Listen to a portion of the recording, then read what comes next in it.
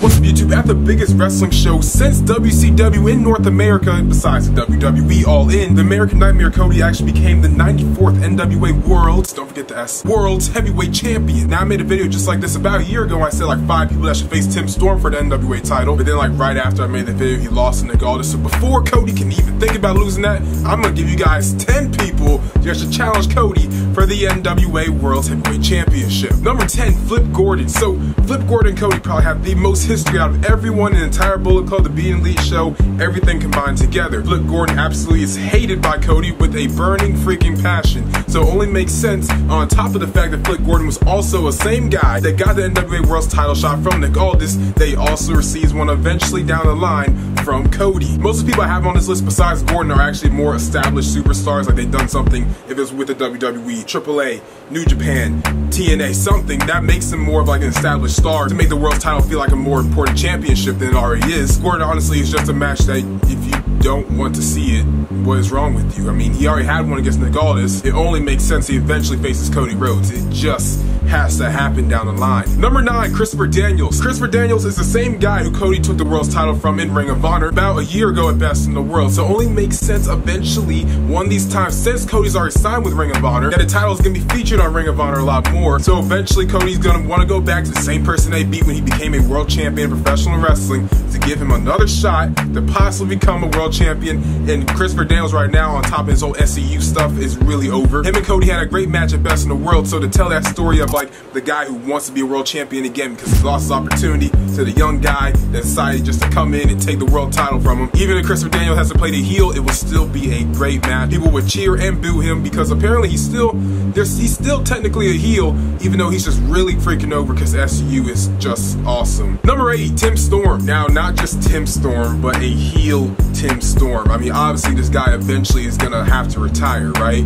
So who's better for him to go out against than Cody? I mean, like, he's the biggest name in pro wrestling right now that's not the WWE, and he can go out as like a battered veteran that just really wants to beat this young guy and claim why he was the best NWA World Heavyweight Champion. The thing he was doing before when he's talking about being a principal and then like his mountaintop, when he was NWA World Champion, it would tell a really good story, especially if he was playing a bad guy, which is totally different. You wouldn't expect that out of a guy who just seems just so innocent and really just like a genuinely good guy, so you wouldn't expect that out of him. But for him to cut some heel promos, which I feel like he could probably say some real savage stuff against Cody, who's accomplished so much in such a short amount of time since leaving WWE. It's only been like 2 years and the dude's blown up. It would be a great way to, you know, end Tim Storm's career, because I mean, the dude's like 55 already. He gotta hang it up eventually. Might as well be against someone on a really big stage who's a really big name. Number 7, Okada. So Okada was like the first ever world champion besides, you know, Cody actually being the Ring of Honor world champion that he actually had a championship match against. And I believe that was at the, you know, G1 Long Beach show about a year ago, and everyone considers Okada like the best wrestler in the world right now, right? And Cody is considered not,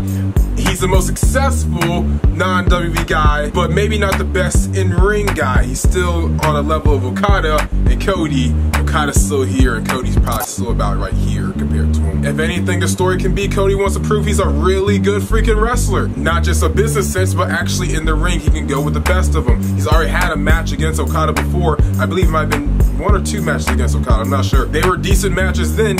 Imagine if Cody wants to, you know, the incentive of being that really awesome, technical, high-flying, everything Okada does with those really, really sexy drop kicks. That's a thing of beauty. But imagine him trying to tell that story of him, you know, I want to be the wrestler, so he fights the wrestler. He already works in New Japan sometimes. You got Okada there, you might as well take advantage of it while you have the opportunity. Number 6, Zack Sabre Jr. So Zack Sabre Jr. was the first opponent Cody Rhodes ever had since coming onto the independent scene. At Evolve, I believe 67 or 66, I went to that show. Ever since Cody first started independence, he went into the ring with one of the best in the world, and now that he's on like this mountaintop or at this peak of his career right now where he's a world's champion, you might as well fight the guy to introduce him to the world of wrestling outside the WWE. Obviously be a great match. You'll put Zack Sabre Jr. over because he's such a good wrestler and he's not on the stage of where he should be, even though like he's really good. He should be winning like world championships everywhere, but apparently he's not, which is a thing that needs to change. But even if he doesn't actually win the championship, the fact that Cody's facing him and has that NWA backing is for the world's title, it would actually add a lot of prestige to the match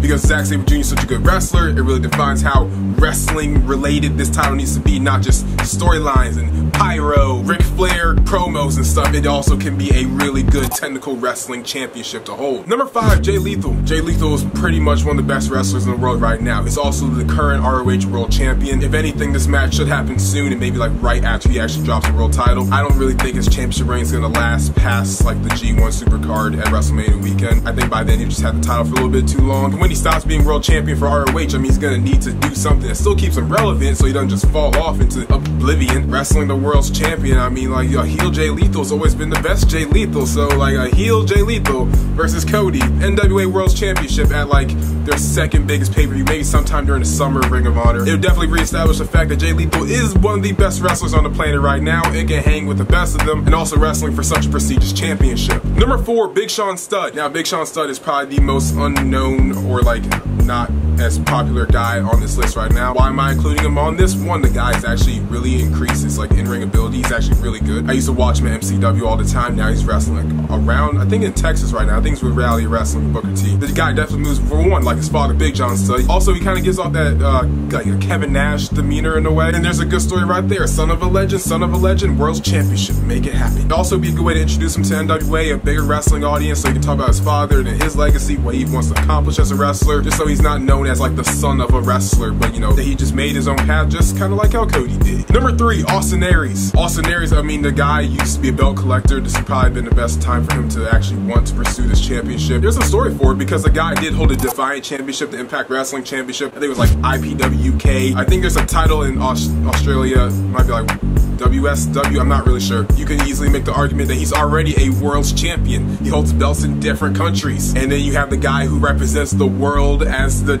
champion. That's a horrible way to put it, but he's like the world's champion. So if anything, Austin Aries, he's already a heel, and the guy is amazing. He has Moose right now, I believe that's like his heavy. So there's definitely a good story right there on why he feels like he really is the actual world's champion, because he's had all these titles from all these countries. Also, if you just look at the YouTube channel, I mean, Tim Storm and Josephus did have an empty arena match at the Impact Zone. So there might still be a good or decent working relationship between the NWA and Impact Wrestling. I'm not sure, but if there is, it would be a great collaboration to really kind of just stick those two together. Hey, it could even happen at Slammiversary. It doesn't have to be at an NWA show. The world's champion versus a guy who holds titles all over the world. The belt collector. Number 2, Alberto El Patron. I don't think I've watched a Del Rio or El Patron match since he left Impact Wrestling. But El Patron, I mean, the guy hasn't done as much. I think he's been busy doing his other stuff, but the guy hasn't really been talked about as much in wrestling anymore. And like, what a good way to make a comeback. People would definitely be interested because the guy is a household name. He was in the WWE for the longest. He's a 3-time world champion there. He's been world champion Impact Wrestling. He's wrestled for Ring of Honor. He's wrestled for AAA. Been a champion Lucha Underground. He's wrestled everywhere, man. The guy is actually really stacked with his, his accomplishments. El Patron versus Cody Rhodes would probably be the best thing. It would probably be really interesting because Del Rio really knows how to get under people's skin with his promos. And number 1, Chris Jericho. Chris Jericho, for some reason, this guy just won't go away because he's just too effing good. Guy has reestablished himself as the number 1 guy in wrestling so many times that it's starting to get crazy because he's getting closer to 50 and he's still more relevant than Zack Ryder. He still has great in-ring matches. I mean, just watch the one with Omega. He's also the current IWGP Heavyweight Champion, so like you could definitely have the match maybe in New Japan because there's some type of working relationship. But to see like this icon of professional wrestling, Jericho, versus the NWA World's Champion, Cody Rhodes, it would be interesting. It probably costs a lot of money because Jericho don't play unless you got the money. But there's also been a lot of rumors about him talking with Impact Wrestling. He might actually do something with them. That's based off of rumors though. It only seems a little bit more possible every day that Chris Jericho could be making some appearances in non-WWE North American promotions. There's already a working relationship between the two guys. Cody's gonna be on Jericho's cruise, and also the fantasy of Jericho being the NWA World's Heavyweight Champion in 2018 or 2019 is pretty mind-boggling. Again, the guy is getting closer and closer to 50 day by day, and he's still a great wrestler. He's still in good shape, and he still keeps himself relevant by reinventing himself every freaking month. But yeah, guys, this video, if you really enjoyed it, in the comments down below, tell me who should face Cody for this NWA World Heavyweight Championship. But yeah, guys, that's the video. If you really enjoyed it, make sure to like, comment, share, always subscribe. Please do it. Please do it. And don't forget the S. World's Champion. We out here. When the first time they asked you want sparkling or still, or you try to act like you was drinking sparkling water before you came out here? You're such a I'm a sick I like a